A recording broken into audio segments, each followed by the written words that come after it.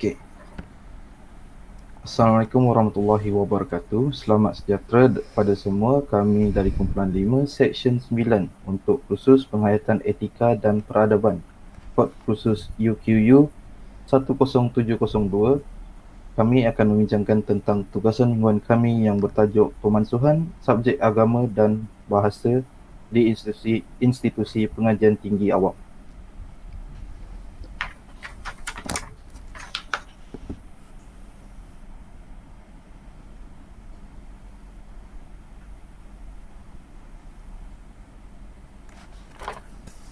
Pendahuluan. Okay. Isu ini merupakan topik hangat yang sering dibincangkan, tidak kira dari golongan mahasiswa, dan juga baru-baru ini ia menjadi lebih hangat apabila isu berkaitan topik ini diulas oleh seorang ahli politik. Dan tanpa berlengah masa lagi, mari kita teruskan dengan perbincangan isu yang pertama. Dipersilakan.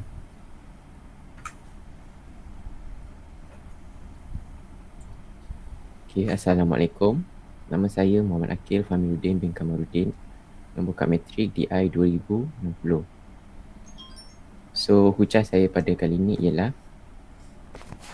subjek agama dan bahasa lebih diperlukan dalam zaman moden kerana terdapat banyak ideologi-ideologi baru. So, pada pendapat saya, sekarang makin banyak berita-berita palsu tersebar, lebih-lebih lagi dengan teknologi seperti deepfake yang mampu membuatkan kita percaya apa saja perkara-perkara ataupun maklumat yang kita lihat di dalam alam maya. Dengan adanya teknologi seperti ini, berita-berita palsu juga amat susah untuk dibendung daripada tersebar. Ideologi ini juga mudah tersebar dengan adanya kemudahan-kemudahan seperti sosial media, internet dan smartphone, di mana kita boleh mendapatkan apa-apa saja info sama ada benar ataupun palsu hanya di ujung jari. Contoh-contoh ideologi yang mudah mempengaruhi masyarakat di Malaysia adalah seperti konspirasi yang tidak masuk akal, iaitu Illuminati, Freemason dan sebagainya. Dan paling terbaru, konspirasi yang yang ramai masyarakat Malaysia percaya ialah tentang COVID vaksin yang kononnya memasukkan chip ke dalam badan kita. Kesemua ideologi ini adalah amat berbahaya kerana boleh mencabar pegangan ataupun akidah seseorang mahasiswa, terutamanya yang beragama Islam. Firman Allah dalam surah Al-Hujurat ayat 6 yang bermaksud, "Wahai orang-orang beriman, jika datang kepada kamu seorang fasik membawa sesuatu berita, maka selidiklah kebenarannya kerana dikhawatiri kamu akan menimpa kepada suatu kaum perkara yang tidak diingini dengan sebab kejahilan kamu sehingga menyebabkan kamu menjadi orang yang menyesal atas apa yang telah kamu lakukan." Firman Allah ini jelas menekankan Islam amat melarang umatnya dari menyebarkan berita-berita ataupun ideologi-ideologi tanpa menyoal selidik kesahihannya dulu. Kebanyakan agama juga mengajar penganut-penganutnya untuk berkelakuan baik dan menjadi khalifah di atas muka bumi ini. Pada pendapat saya, agama merupakan satu panduan ataupun manual kehidupan seharian kita. Jadi dengan hujah-hujah ini, jelaslah bahawa pemansuhan subjek agama dan bahasa merupakan satu langkah yang tidak wajar kerana subjek ini diperlukan untuk membentuk mahasiswa yang bertarbiyah dan berakidah. Itu sahaja hujah saya. Terima kasih.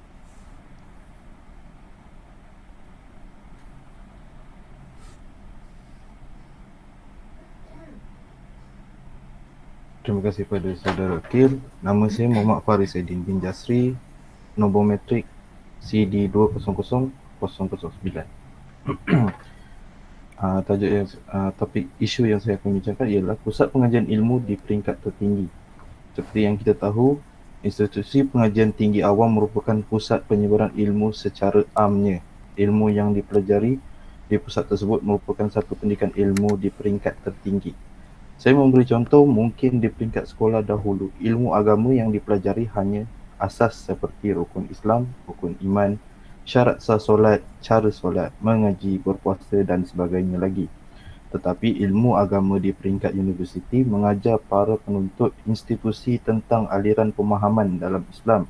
Seperti yang kita tahu sekarang, terdapat pemahaman-pemahaman yang bercanggah dengan pemahaman Islam yang diamalkan di Malaysia, iaitu ahli pemahaman di Malaysia iaitu ahli sunnah wal jamaah, dan jelas pendidikan agama di peringkat tertinggi ini memberi ilmu yang lebih menjaga peribadi seorang Muslim itu dan tidak wajar untuk dimansuhkan. Sekian dari saya, itu saja. Terima kasih.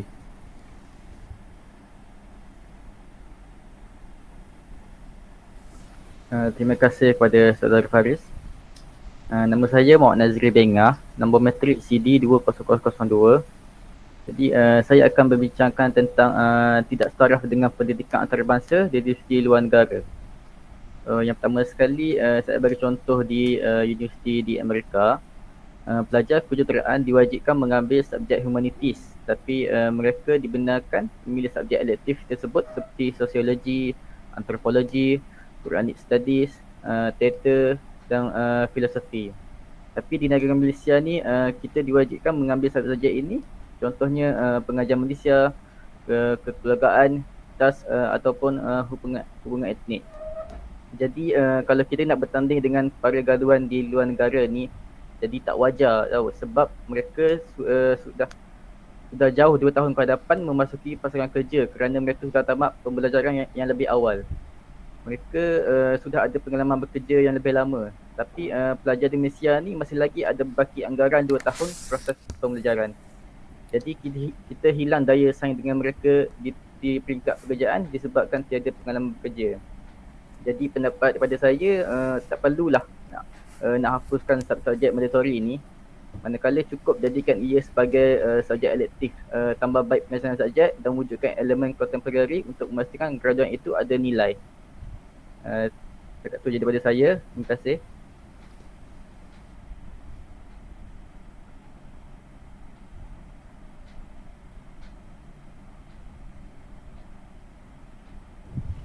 Okay, Assalamualaikum warahmatullahi wabarakatuh. Nama saya Muhammad Syahid Daniel bin Sulaiman, nombor matrik DI 2072, dan saya akan membincangkan tentang subjek tambahan terdedah kepada peningkatan tekanan stres. Okay, seperti yang kita semua tahu bahawa tekanan dan komitmen belajar adalah faktor penting dalam proses pengajaran dan pembelajaran. Jadi, apabila mahasiswa diwajibkan untuk mengambil subjek tambahan, ianya secara tidak langsung akan mendedahkan mereka kepada lebih banyak tekanan.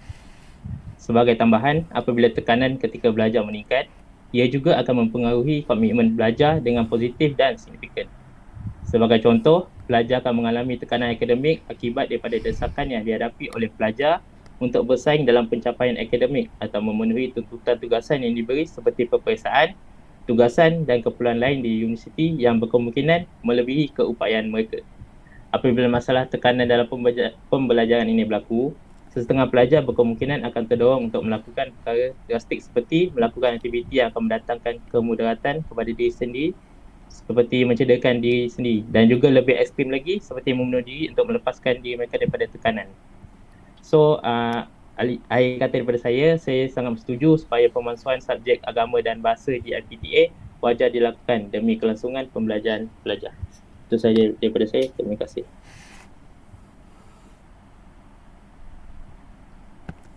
Okay, Assalamualaikum warahmatullahi wabarakatuh. Nama saya Nur Adlin Sakinah binti Zulkifli, nombor matrik CD 200160. Okay, saya akan membentangkan tentang poin pembentukan akhlak dan sasiah. Okay, dulu kita belajar dekat sekolah subjek agama ni dengan sekarang di IPT adalah sangat berbeza.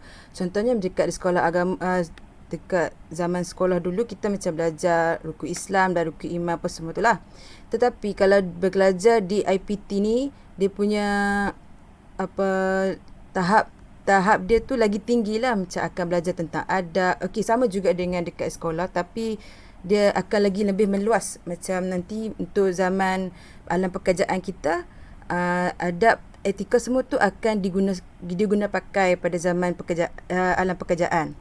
Okey, kalau kita tengok dekat surat khabar Sinar Harian tahun 2019, ada seorang pelajar ni, dia menjerit dan menunjukkan tanda protes selepas menerima scroll ijazah sarjana muda je pada majlis convocation tu. Ini menunjukkan bahawa akhlak dan sasiah dalam diri pelajar tersebut adalah sangat lemah dan tiada nilai ketamadunan yang tinggi dan ditunjukkan sebagai orang yang berilmu.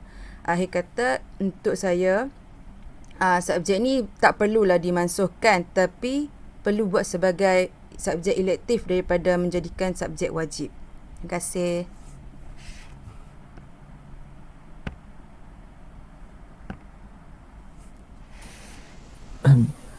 Okey, Assalamualaikum warahmatullahi wabarakatuh. Nama saya Muhammad Isa bin Ismail, nombor kad matrik TI 2058. Jadi saya akan membahaskan berkaitan dengan kos pembelajaran meningkat serta beban hutang meningkat. Jadi pada pandangan saya, penambahan subjek di IPTA ini adalah tidak wajar kerana menyebabkan kos iaitu yuran pembelajaran pelajar meningkat. Ini sekaligus juga meningkatkan beban hutang pelajar kerana perlu menambah sejumlah wang untuk subjek yang di luar atau tidak berkait dengan kursus pilihan mereka. Hal ini demikian menyebabkan para pelajar rasa terbeban dan mereka mengambil tindakan untuk mencari kerja sambilan sebagai inisiatif bagi menampung iuran pembelajaran mereka. Ini juga menyebabkan prestasi pembelajaran dan fokus pelajar terganggu kerana kepenatan bekerja. Jadi, pada pandangan saya, wajarlah pihak IPTA mengambil tindakan supaya memansuhkan subjek agama dan bahasa ini supaya dapat mengelakkan penambahan kos pembelajaran, seterusnya dapat mengurangkan beban hutang pada pelajar. Sekian daripada saya, terima kasih.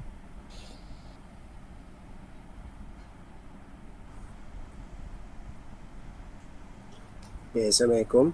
Nama saya Muhammad Ahmad bin Abdul Halim, nombor matrik CD 2071. Pada pendapat saya, pemasuhan subjek agama dan bahasa ini di IPTA wajar dilaksanakan kerana penggunaan jangka masa yang panjang yang diperuntukkan oleh pelajar untuk lulus dalam sesebuah sijil.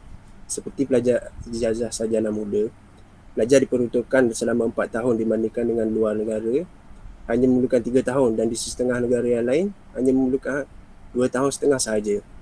Hal ini boleh dilihat kerana terlalu banyak subjek umum yang diperuntukkan kepada pelajar dan jika ia dikumpulkan subjek umum tersebut dapat dijalankan dalam satu semester sahaja, malah setengah universiti lebih daripada itu. Seterusnya, jika penangguhan ini dilaksanakan, para pelajar dapat menjimatkan masa dan bergraduasi lebih awal. Hal ini memberi kelebihan pada para graduan untuk mengejar cita-cita mereka di usia yang muda dan bekerja di tempat yang diimpikan lebih awal.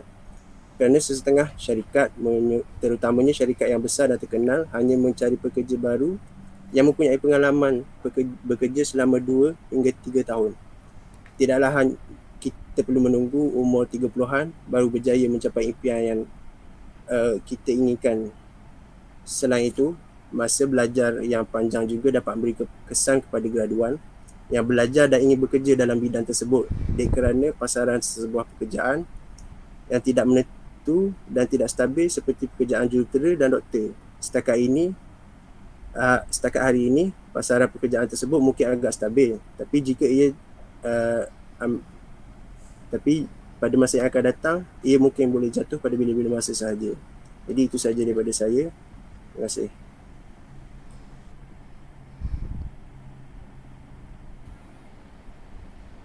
Assalamualaikum warahmatullahi wabarakatuh. Saya Muhammad Ani Haziq bin Muhammad Zaidi, AP 2088. Baiklah, dasar pembentukan pusat pengajian tertua adalah untuk melahirkan ulama yang boleh bercakap atau berhujah dalam menyampaikan ilmu agama. Ini semua bermula daripada pendidikan dan ia amat penting bagi melahirkan insan yang baik. Islam amat menekankan aspek pendidikan sehingga meletakkan golongan berilmu pada tempat yang istimewa. Ilmu yang bermanfaat untuk kehidupan manusia semuanya berfaedah dan dituntut agar dipelajari. Islam tidak pernah sama sekali mengetepikan kepentingan mempelajari ilmu yang dapat membantu manusia mencapai kehidupan yang baik di dunia. Begitu juga halnya dengan ilmu yang dapat memberi keuntungan kepada diri di akhirat nanti. Firman Allah Subhanahu Wa Taala bermaksud, dan di antara mereka pula ada yang berdoa dengan berkata, wahai Tuhan kami, berikanlah kepada kami kebaikan di dunia dan kebaikan di akhirat, dan peliharalah kami dari azab neraka. Surah Al-Baqarah ayat 201. Menyedari hakikat ini, perlu difahami bahawa ilmu yang berkaitan dengan agama adalah satu keperluan bagi umat Islam. Ia bukan satu pilihan, sebaliknya satu keperluan yang akan memberi manfaat kepada manusia. Bukan sahaja di akhirat, tetapi turut berguna untuk kehidupan di dunia. Perhatikanlah, apabila ilmu agama membahaskan perihal solat, maka antara yang diberi pendedahan ialah berkenaan masa masuknya waktu solat. Itu juga jika membabitkan perbahasan tentang solat kasar ketika bermusafir yang memerlukan seorang itu tahu tentang jarak perjalanan yang dibolehkan untuk mengambil rukhsah solat. Semuanya ini membabitkan ilmu matematik dalam erti kata perkiraan nombor. Begitu juga dengan solat gerhana yang membabitkan fenomena luar biasa yang dikaitkan dengan matahari atau bulan. Semua ini dibincangkan dalam ilmu agama membabitkan cakupan ilmu sains. Semuanya ini ada kaitannya dengan ilmu geografi yang tidak terpisah daripada perbahasan dalam Islam. Hatta mempelajari bacaan Al-Quran dengan tajuk yang betul serta lagu indah juga sebahagian daripada ilmu seni. Malah kesenian inilah yang perlu ditekankan kerana ia dapat membentuk jati diri Muslim yang cukup sempurna.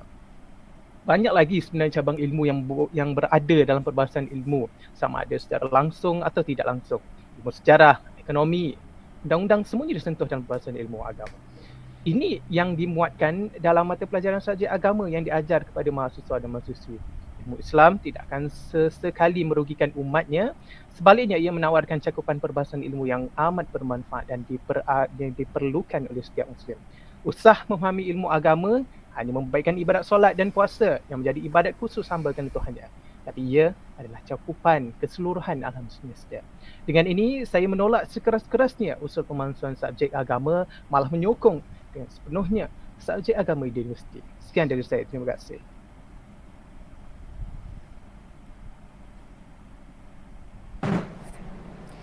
Assalamualaikum warahmatullahi wabarakatuh. Nama saya Nurilia Ayani Binti Misbah dan nombor matrik saya adalah CF256. Saya akan teruskan perbincangan ini dengan ujian saya, iaitu berkaitan dengan kadar kebolehpasaran seorang graduan. Sebagai contoh, graduan dari Fakulti Kejuruteraan Awam.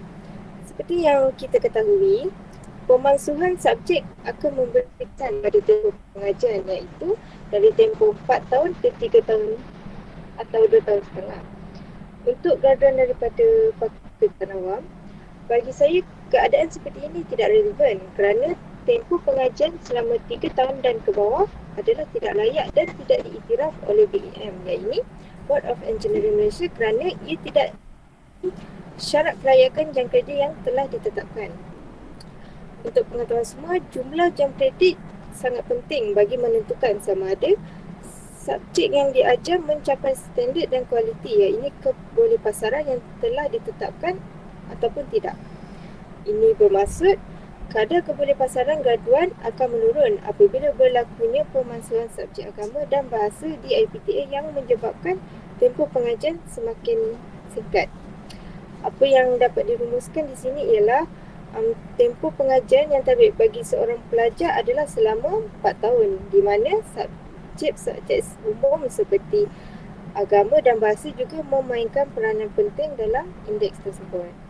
Sekian, itu sahaja daripada saya.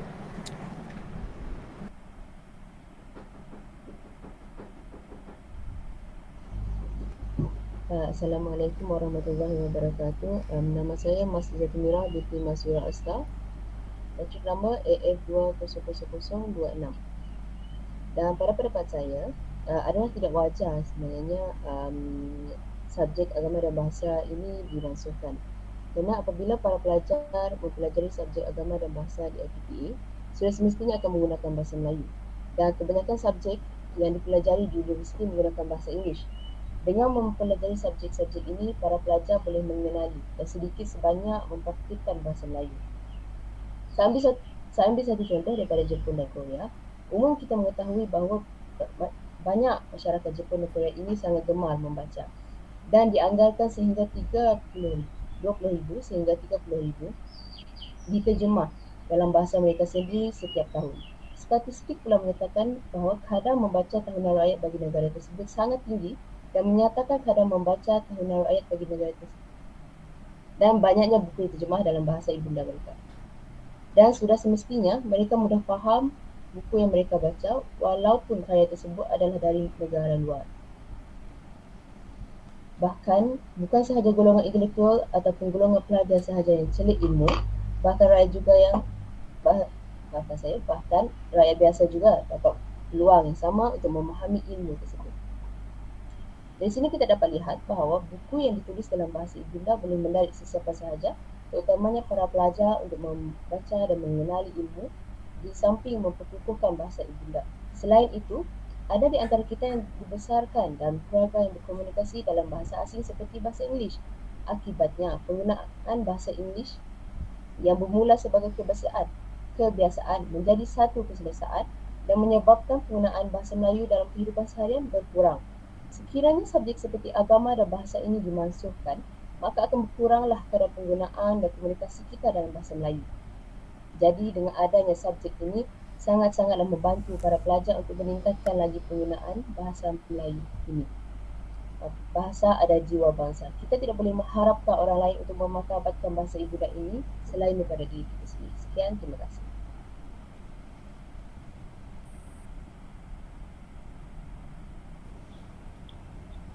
Baiklah, setelah mendengar segala isu hujah daripada kumpulan kami tentang wajarkah subjek agama dan bahasa di IPT dimasukkan, kesimpulan yang kami dapat daripada isu ini adalah ia perlu untuk disemak semula dahulu, namun untuk dimasukkan dan sebagainya itu terpulang kepada kajian yang lebih terperinci. Okey, itu sahaja pada kumpulan kami. Terima kasih.